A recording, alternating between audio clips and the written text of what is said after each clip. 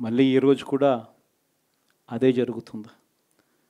2029 వచ్చే నాటికి వచ్చేసరికి చంద్రబాబు నాయుడు చెయ్యని హామీలను మోసం చేసిన పరిస్థితులను ప్రజలు ఏ స్థాయిలో గుర్తుపెట్టుకొని మళ్ళీ మనల్ని ఆశీర్వదిస్తారు అని అంటే చంద్రబాబు నాయుడుకు సింగిల్ డిజిట్లలోనే నెంబర్స్ వచ్చే పరిస్థితి కూడా ఆ రోజు కూడా దూరంగా లేదు. ఇది వాస్తవం. ఈరోజు మనం చేసిన మంచి ఎక్కడికి పోలేదు. మనం విశ్వసనీయతతో చేసిన రాజకీయాలు కూడా ఎక్కడికి పోలేదు. ప్రజలకు మళ్ళీ దగ్గరయ్యే కార్యక్రమాలు, ప్రజలకు తోడుగా ఉండే కార్యక్రమాలు, ప్రజల తరపున పోరాటం చేసే కార్యక్రమాలు కూడా జరుగుతాయి. అసెంబ్లీలో బహుశా మనం చేయగలిగింది తక్కువే ఉంటుంది. ఎందుకంటే మనకు వచ్చిన సంఖ్యాబలం కూడా చాలా తక్కువే. పైగా కౌరవ సామ్రాజ్యం లేకపోతా ఉన్నాం. ఏకంగా స్పీకర్ పదవికి తీసుకోబోయే వ్యక్తి ఎంత సిగ్గు లేకుండా సోషల్ మీడియాలో వైరల్ అవుతా ఉంది. వాళ్ళు మాట్లాడుతూ ఉన్న మాటలు. ఒకడంటాడు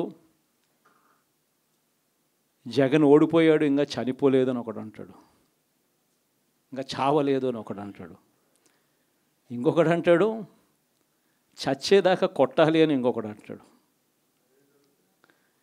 నిజంగా ఇలాంటి కౌరవ సామ్రాజ్యంలోకి మనం పోతా ఉన్నాం. ఆ వ్యక్తి ఇప్పుడు స్పీకర్ కాబోతున్నాడట. ఇలాంటి పరిస్థితుల మధ్య ఆ కౌరవ సామ్రాజ్యంలో అసెంబ్లీలో ఏదో మనం చేయగలుగుతామని చెప్పి నాకైతే నమ్మకం లేదు. కానీ పాపాలు పండే కొద్దీ ప్రజలతో కలిసి ప్రజల మధ్య నిలబడి పోరాటం చేసే కార్యక్రమాలు అయితే రాబోయే రోజుల్లో ముమ్మరంగా స్పీడ్ అందుకుంటాయి. అదే జగన్ పరిపాలనలో కులం చూడలేదు, మతం చూడలేదు, ప్రాంతం చూడలేదు, చివరికి ఏ పార్టీకి ఓటు వేశారని కూడా చూడలేదు. ప్రతి పథకాన్ని డోర్ డెలివరీ చేయించాడు జగన్, మన వైఎస్ఆర్ కాంగ్రెస్ పార్టీ. కానీ ఈరోజు కేవలం వాళ్ళ పార్టీకి ఓటు వేయలేదు అన్న ఒకే ఒక కారణంతో ఏకంగా మనుషులను కొడతా ఉన్నారంటే, ఆస్తులను ధ్వంసం చేస్తూ ఉన్నారు అని అంటే, ఓటు వేయని వారిని అవమానిస్తూ ఉన్నారు అని అంటే, నిజంగా ప్రతి గ్రామంలోనూ ఇంత అన్యాయంగా వ్యవహరిస్తున్నారు అని అంటే శిశుపాలని పాపాలు పండడం చాలా వేగంగా పడతా ఉన్నాయి. పాపాలు పడ్డే కార్యక్రమాలు ఎప్పుడు చూడల. మన పరిపాలనలో, మీ జగన్ పరిపాలనలో ఏకంగా మేనిఫెస్టో అన్నది ప్రతి గవర్నమెంట్ అధికారి ఆఫీస్లో కనిపించేది.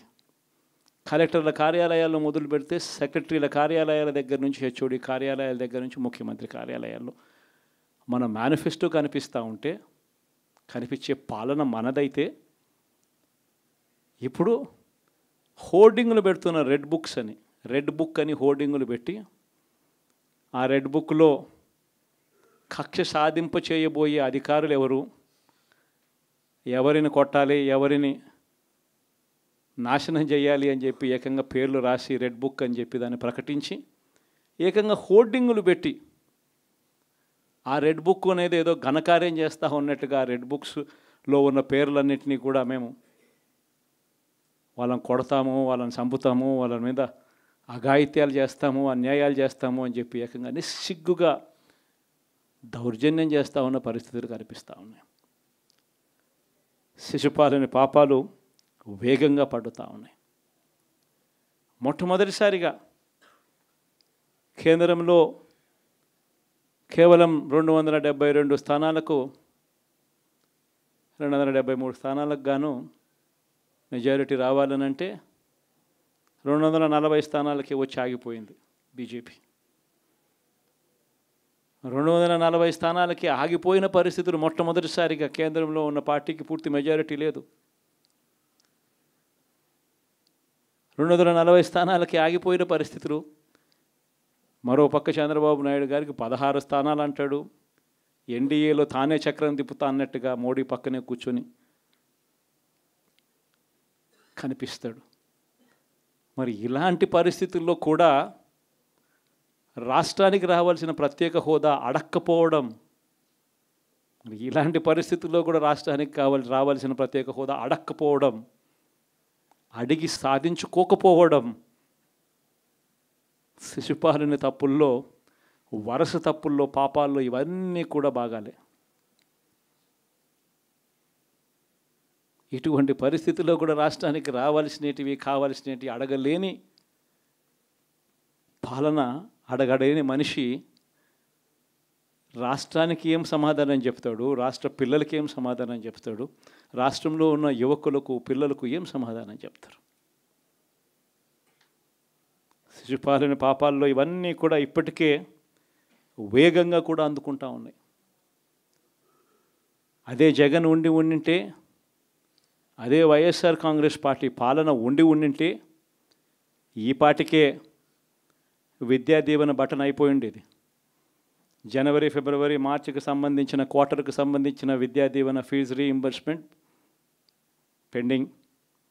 అదే జగన్ ఉండింటే ఏప్రిల్లో ఇవ్వాల్సిన Vasathi Deevena first instalment pending. ఇప్పటికే రైతు భరోసా పెండింగ్, అమ్మఒడి పెండింగ్,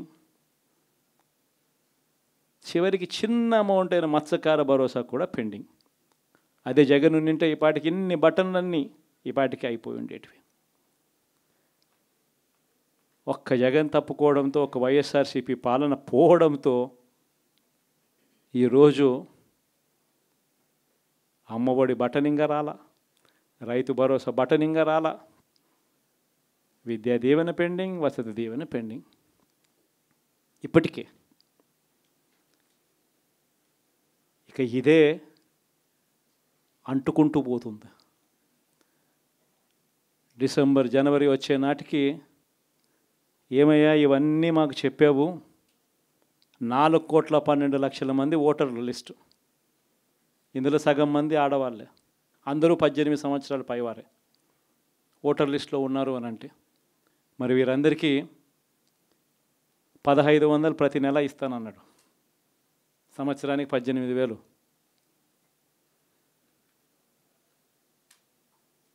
ఇందులో పెన్షన్లు తీసుకునే వాళ్ళు ఒక 30 లక్షల మందిని బహుశా ఆడవాళ్ళకి పక్కన పెట్టినా కూడా 60 సంవత్సరాల పైన ఉన్న వాళ్ళు అని పక్కన పెట్టినా మిగిలిన 1,80,00,000 మంది ఎదురు చూస్తున్నారు. అప్పుడే చంద్రబాబు వచ్చేసాడు, చాలా రోజులు అయిపోయింది, ఇంతవరకు మాకు రావాల్సిన 1,500 నెల నెల ఇస్తానన్న 1,500 ఇంకా రాలేదేమో అని చెప్పి రైతులు ఎదురు చూస్తూ ఉన్నారు. 20,000 పెట్టుబడి సాయంగా ఇస్తానన్నాడు, అది ఏమవుతుందని. దాదాపు 1,000,000 మంది పిల్లలు పైగా ఉంటారు, బళ్ళకు పోయే పిల్లలందరికీ ఇస్తామన్నాడు. అమ్మఒడి కింద వాళ్ళ పథకం ఏదైతే నేను దాని కింద 15,000 అని చెప్పి ఆ తల్లులకు 15,000 కోట్లు, దానికి వెయిట్ చేస్తూ ఉన్నారు. ఇవన్నీ వెయిట్ చేస్తూ ఉన్నారు. ఇవన్నీ ఏవి కూడా అడుగులు ముందును పడని పరిస్థితి.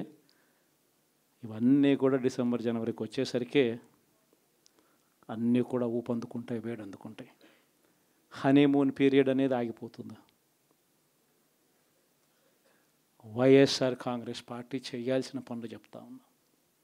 ఈ ఓడిపోయాము అన్న ఈ భావన మనసులో నుంచి తీసేయండి. మనం చేసిన మంచి ప్రజల్లో ఇంకా ఉంది, ప్రతి ఇంట్లో గుర్తుంది, ప్రతి కుటుంబంలోనూ మనం చేసిన మంచి అక్కడికి పోలేదు.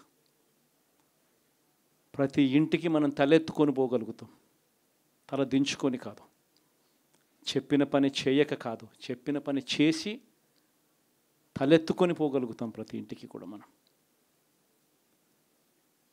కేవలం చంద్రబాబు నాయుడు ప్రలోభాలకు మోసపోయిన పరిస్థితుల మధ్య మనకు అంతో ఇంతో అపజయం ఏదైనా జరిగిందేమో.